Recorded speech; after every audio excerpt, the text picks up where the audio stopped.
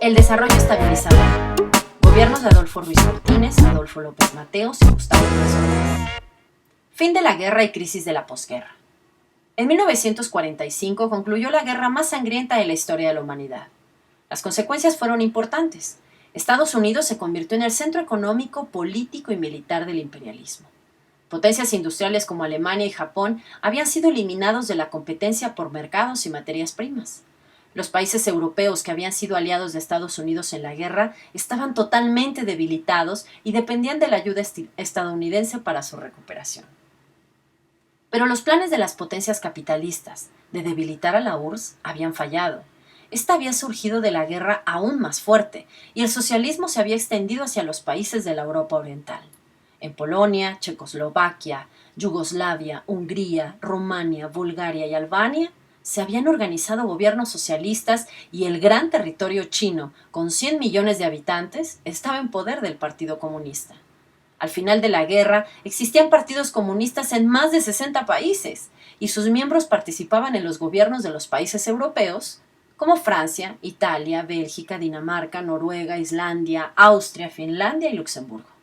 Como ya saben, las potencias capitalistas no estaban de acuerdo con el desarrollo del socialismo, por lo que decidieron unirse contra esta nueva fuerza social, representada principalmente por la URSS y los países socialistas. Se desencadenó entonces la Guerra Fría, instrumentada por la carrera armamentista, la instalación de bases militares en todo el mundo y la formación de agresivos bloques militares. Estados Unidos se convirtió en el guardián internacional, apoyando a los regímenes autoritarios en Grecia y en Turquía para así poder instalar bases militares en la entrada del Mar Negro. También intervino directamente en la Guerra de Corea, en la Guerra de Vietnam y en la Revolución cubana. Estados Unidos se reafirmó como la potencia económica más fuerte del mundo. El dólar se convirtió en el medio para realizar intercambios internacionales y el Banco Central en la institución que prestaba dinero al resto del mundo que necesitaba desarrollar o reconstruir su economía. Por su capacidad productiva y su respaldo monetario, le correspondió entonces reorganizar el sistema económico internacional. Estados Unidos impuso el liberalismo económico, pues si los países abrían sus fronteras y no cobraban impuestos a las importaciones, tendría plena libertad de circulación de mercancías y capitales por todo el mundo. El resultado fue la aceleración del proceso de monopolización de la economía a través de corporaciones transnacionales.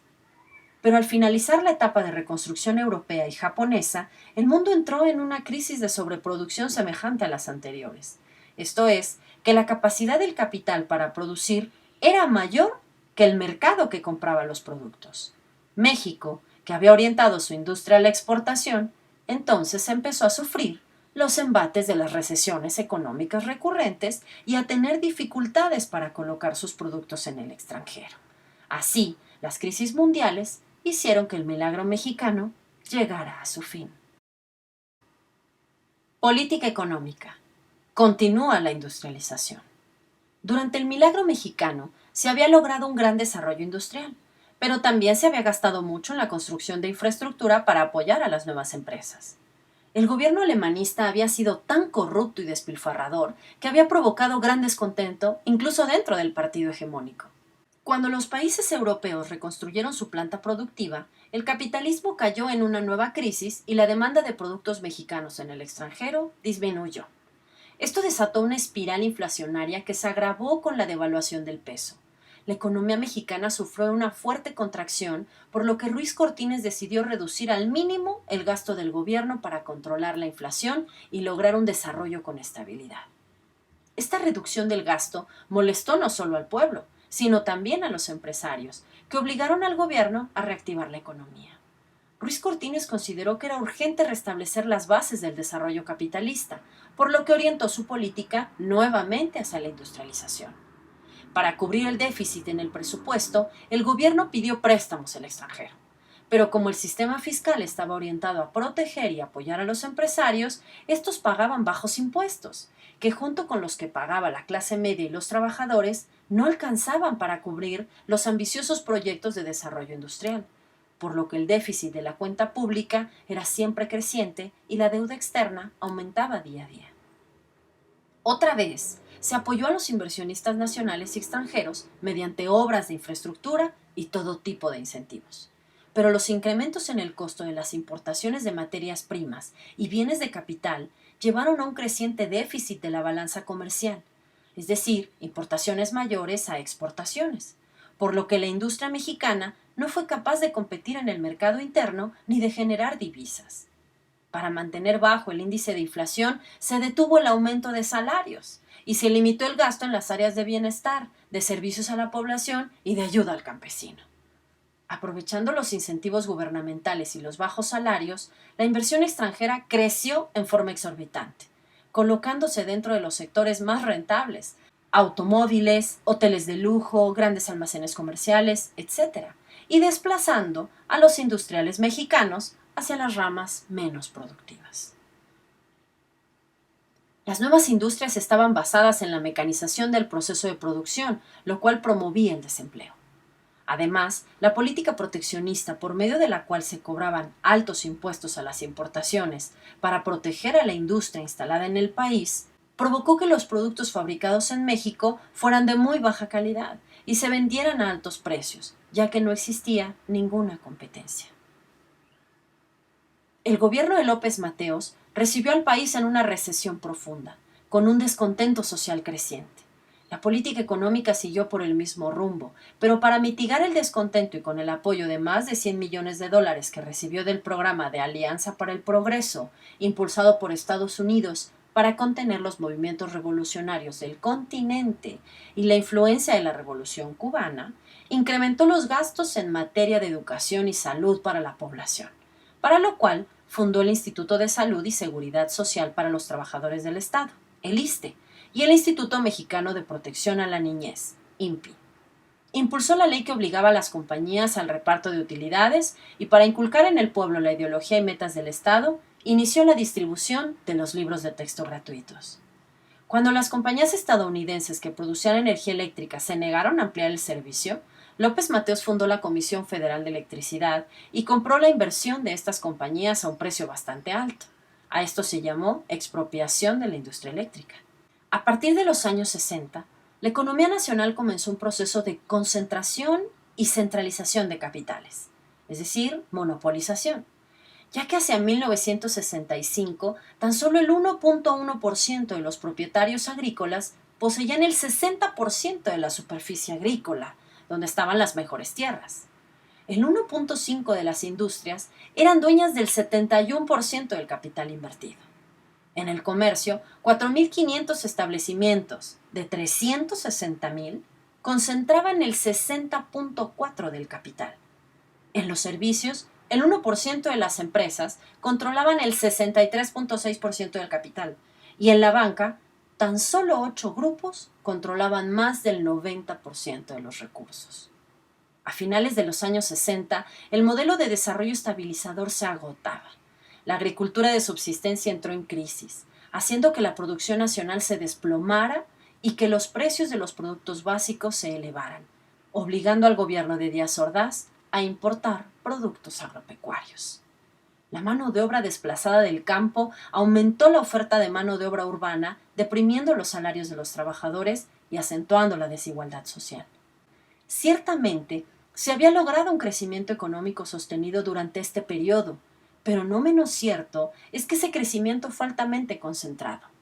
La riqueza producida fue acumulada por el sector externo de la economía a costa del interno, por el sector privado en desmedida del público, por la industria en detrimento de la agricultura, por la ciudad en menoscabo del campo, por el capitalista en perjuicio del trabajador. En fin, por los más ricos a costa de los más pobres. La política laboral y los movimientos de inconformidad. Años de inflación, de control de los salarios, de constantes devaluaciones y aumento del desempleo provocaron que la capacidad de los organismos sindicales para controlar a sus agremiados se perdiera. Esto dio lugar a la formación de pequeñas centrales obreras independientes. Para no perder el control sobre el movimiento obrero, el Estado decidió conformar una nueva central que aglutinara todas estas pequeñas organizaciones: la Confederación Revolucionaria de Obreros y Campesinos, CROC, que competía con la CTM. Los líderes obreros se hacían millonarios gracias a los favores y prebendas del gobierno, mientras que cualquier movimiento de disidencia terminaba en la cárcel o en los panteones. En 1957, las exportaciones cayeron. La producción agrícola fue mala, la deuda externa crecía, los especuladores retiraban sus capitales y la capacidad de compra del pueblo disminuyó. En 1958, maestros disidentes del Sindicato de Trabajadores de la Educación, CENTE, se lanzaron a la huelga. Tras meses de plantón en la SEP, el gobierno les concedió el aumento de sueldo que exigían. Ese mismo año, el movimiento ferrocarrilero sacudió al país. Bajo la dirección de Demetrio Vallejo, exigían aumento de salarios además de la destitución de los líderes charros, impuestos por el Estado. Los movimientos se sucedieron unos a otros. Los telegrafistas, petroleros, telefonistas y electricistas amenazaron con la huelga, y los estudiantes los apoyaron. El gobierno reprimió a los petroleros, negó el registro a la Alianza de Telegrafistas, encarceló a 300 líderes ferrocarrileros, se posesionó de todas las instalaciones de ferrocarriles del país y despidió a 10,000 ferrocarrileros, argumentando que los comunistas trataban de desquiciar al país. Las medidas tomadas por el gobierno de López Mateos, siguiendo las indicaciones de la Alianza para el Progreso, no fueron suficientes. Y en 1962, los obreros organizaron 725 huelgas, exigiendo aumento salarial y respeto a la independencia sindical. En 1966, el Estado promovió la formación del Congreso del Trabajo, por medio del cual se logró controlar al movimiento obrero para garantizar el crecimiento económico y la industrialización del país. Pero las protestas en otros sectores continuaron. 8,000 médicos de los hospitales del IMSS, de la Secretaría de Salubridad y Asistencia e ISSSTE del Distrito Federal se lanzaron a la huelga pidiendo mejores condiciones de trabajo. El gobierno respondió reprimiendo al movimiento, encarcelando a sus dirigentes y despidiendo a muchos. También se ordenó la represión militar cuando un año después los estudiantes de la Universidad Nicolaita de Morelia se atrevieron a pedir apoyo a la educación. Lo mismo sucedió con los conflictos estudiantiles que se dieron en 1967 en la Universidad de Sonora, culminando el gobierno su acentuación represiva con el desmantelamiento del movimiento estudiantil de 1968, la matanza de Tlatelolco y el encarcelamiento y la persecución de los estudiantes. Es claro que el gobierno estaba temeroso de las revueltas estudiantiles y populares, que fueran apoyadas por sectores importantes de los trabajadores y que el Estado perdiera el control, desatándose una revolución social. Política agraria, invasiones campesinas y guerrilla. El apoyo del gobierno a las empresas del campo, a menudo propiedad de grandes corporaciones extranjeras, fue definitivo. Se crearon sociedades de crédito agrícola y ganadero para los agricultores que fueran solventes, y se otorgaron subsidios y exenciones a productos de exportación. Además del apoyo financiero, el gobierno permitió que estas empresas se posesionaran de áreas mayores a las legalmente permitidas. Pero el abandono de los ejidatarios y minifundistas era evidente. Para 1960, el 3.3% de las compañías participaban con casi el 55% del valor total de la producción. El crecimiento demográfico y la mecanización de la agricultura provocaron mayor desempleo. En fin, para finales de los años 60, la agricultura de subsistencia entró en crisis y el gobierno se vio obligado a importar alimentos para su propia población. Para colmo, los precios internacionales de los productos agrícolas bajaron, provocando el colapso parcial de la agricultura comercial y la profundización de la crisis. La Confederación Nacional Campesina seguía siendo la organización de mayor importancia, pero solo servía para aplaudir los actos del presidente en turno. Nadie escuchaba las demandas campesinas. En respuesta a la crisis del 57, y mientras los obreros se levantaban en huelga, 2,000 campesinos invadieron varios latifundios en Sinaloa. Las invasiones continuaron en La Laguna, Nayarit, Colima, Baja California y Sonora. El gobierno empezó otorgando tierras a los campesinos, siempre de tan baja calidad que estaban catalogadas como no cultivables. Pero pronto comenzaría la represión. Hacia 1960 aparecieron otras organizaciones como la Central Campesina Independiente, la Central Independiente de Obreros Asalariados del Campo y el Consejo Agrarista Mexicano, pero no tuvieron la suficiente fuerza para promover un cambio en la política del Estado. Los campesinos siguieron convirtiéndose en proletarios al abandonar sus tierras para buscar una mejor vida en las ciudades. En Morelos, Rubén Jaramillo, veterano zapatista, dirigió una invasión de predios. Los soldados desalojaron a los invasores. Jaramillo fue acribillado sin piedad, junto con su esposa e hijos. En Guerrero, Genaro Vázquez Rojas organizó un movimiento en contra del gobernador del estado, al frente de la Asociación Cívica Guerrerense, integrada por maestros, estudiantes y campesinos. El ejército acribilló a los huelguistas y los sobrevivientes huyeron a la sierra para organizar una guerra de guerrillas, contando con el apoyo de la población. También en Guerrero, Lucio Cabañas, el maestro rural, se transformó en líder campesino y organizó un mitin en Atoyac. El grupo fue atacado por el ejército y los campesinos huyeron a la sierra.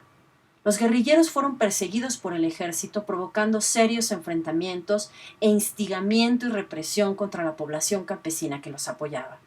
Finalmente, años después, ambos líderes murieron. Genaro Vázquez en un accidente automovilístico, según la versión oficial, y Lucio Cabañas en un enfrentamiento con el ejército. El movimiento de 1968. La inconformidad de los estudiantes universitarios con la política del gobierno no comenzó en 1968, sino que aquí culminó. Los estudiantes habían apoyado a los obreros en sus manifestaciones y huelgas de los últimos años y habían sufrido también la represión del gobierno. Protestaban porque el presupuesto del gobierno destinado a la educación disminuía cada sexenio, por lo que las escuelas se iban deteriorando, los programas no se modernizaban y los maestros, mal pagados, daban malas clases. Ya desde 1942, bajo el gobierno de Ávila Camacho, se organizaron manifestaciones de los maestros y alumnos de las escuelas superiores, preparatorias y universidades, que protestaban contra el poco interés del gobierno de la educación. Estas manifestaciones continuaron hasta que poco a poco los estudiantes comprendieron que el desarrollo de México se estancaba y comenzaron a exigir que se permitiera a los mexicanos intervenir en la planeación del futuro de su país. Había necesidad de una profunda reforma democrática. El gobierno respondió a la mayor parte de estas protestas con represión. Los estudiantes se convertían en presos políticos cada día. En 1968, lo que se inició como un pleito entre estudiantes por la acción represiva del gobierno terminó en la tragedia del 2 de octubre en Tlatelolco. El gobierno quería dar una imagen de paz hacia el extranjero, ya que se aproximaban los Juegos Olímpicos. Trató de acallar las protestas de los estudiantes por medio de la represión. Los estudiantes protestaban ante las agresiones y el gobierno contestaba con más represión, provocando muertos y heridos. El ejército ocupó Ciudad Universitaria, el Instituto Politécnico y varias preparatorias con lujo de fuerza y provocando destrozos, muertos, heridos y encarcelando a miles de estudiantes. El rector de la UNAM, Javier Barros Sierra, renunció a su cargo. Los estudiantes y profesores de casi todas las escuelas preparatorias y universidades del país se solidarizaron con el movimiento estudiantil, pidiendo la libertad de los presos políticos, el castigo a los culpables de la represión y el fin del autoritarismo gubernamental. El gobierno estaba desesperado, pues el conflicto alcanzaba dimensiones inesperadas y decidió no acceder a ninguna de las demandas de maestros y estudiantes. Hasta que el 2 de octubre, en un mitin organizado por los estudiantes en la Plaza de las Tres Culturas en Tlatelolco, el ejército rodeó la plaza y disparó desde todos los flancos contra los miles de jóvenes ahí reunidos. Hubo cientos de muertos y heridos y miles de detenidos. Después de la matanza, comenzó la persecución y el encarcelamiento de los dirigentes estudiantiles y el movimiento se dispersó. Fin, parte 2.